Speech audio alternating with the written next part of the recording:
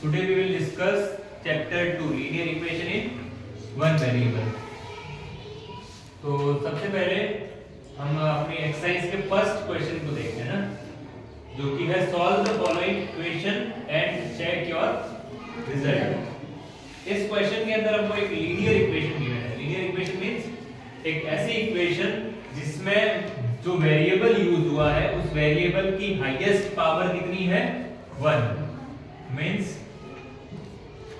Highest power of variable इस question में कितनी है 1।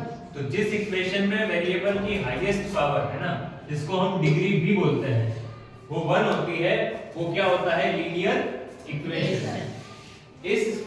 लेकिन हमको इस क्वेश्चन में लीनियर इक्वेशन का सॉल्यूशन फाइंड आउट करना है। तो इक्वेशन इज 3x = 2x + 18। तो इसमें हमारा पहला टास्क ये होना चाहिए जब हम इसको सॉल्व करने जाए, तो पहला टास्क ये है कि हम सारे वेरिएबल वाले टर्म्स को सेपरेट करें एक तरफ, और सारे न्यूमेरिकल पार्ट मींस जो नंबर वाला पार्ट है उसको एक तरफ कर दें। किसके एक तरफ? इक्वलिटी साइन के। जैसे कि यहाँ पे जो वेरिएबल वाले टर्म्स है वो दोनों टर्म्स थे 3x and 2x, and the numerical part of, या फिर इसको हम कांस्टेंट नंबर भी बोल सकते हैं, तो कांस्टेंट नंबर इज +18। तो सबसे पहला task separation of variable terms and constant. तो हम एक काम करते हैं, लेफ्ट हैंड साइड के अंदर सारे वेरिएबल वाले टर्म्स को ले आते हैं, और राइट हैंड साइड में हम सिर्फ क्या रखेंगे? कांस्टेंट्स। क्या रखेंगे? तो लेफ्ट हैंड साइड में पहले से ही वेरिएबल वाला एक टर्म प्रेजेंट है जिसका नाम है 3, और एक टर्म जो राइट हैंड साइड में पहले से था जो कि 2x है, ये वेरिएबल वाला टर्म है, इसको हमको कहां लाना है? लेफ्ट साइड, इक्वलिटी के लेफ्ट साइड में, ताकि हम सॉल्व कर सके इसको। तो अभी इसकी करंट पोजीशन जो है वो पॉजिटिव वाली है, मतलब ये किस तरह का नंबर है? पॉजिटिव। और अगर ये मूव करता है लेफ्ट हैंड साइड में तो ये हो जाएगा नेगेटिव। ये आपको पहले से ही पता है। न्यूमेरिकल पार्ट अब जो कांस्टेंट टर्म था वो 18 बचा है सिर्फ राइट हैंड साइड के अंदर। तो क्या सेपरेशन कंप्लीट हो चुका है वेरिएबल टर्म्स एंड कांस्टेंट्स का? तो इसका आंसर है यस, क्योंकि जो वेरिएबल वाले टर्म्स थे वो सिर्फ दो ही थे, 3x and 2x, and the constant is 18। अब हमको पता है कि 3x - 2x = 1x और x, इनको दोनों से डिफाइन करते हैं ना, या तो इसको 1x बोले या सिर्फ x = 18।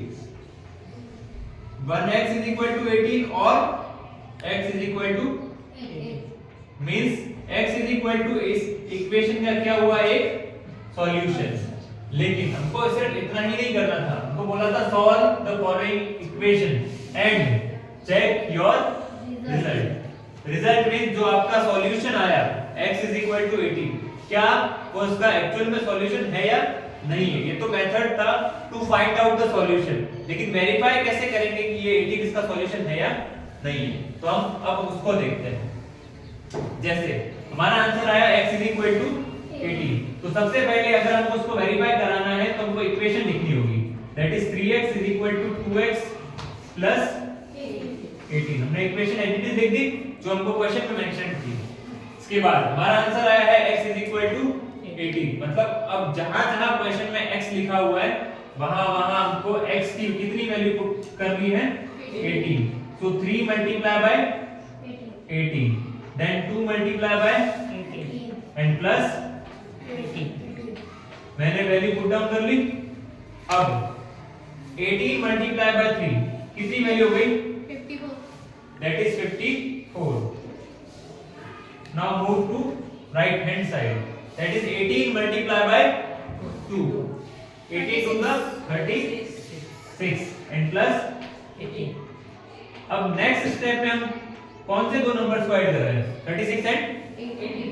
इन दोनों का टोटल कितना हो गया? 54, that is 50 मींस x = 18 को पुट करने पर, इक्वेशन के अंदर पुट डाउन करने पर, left hand side and right hand side का आंसर क्या आया है?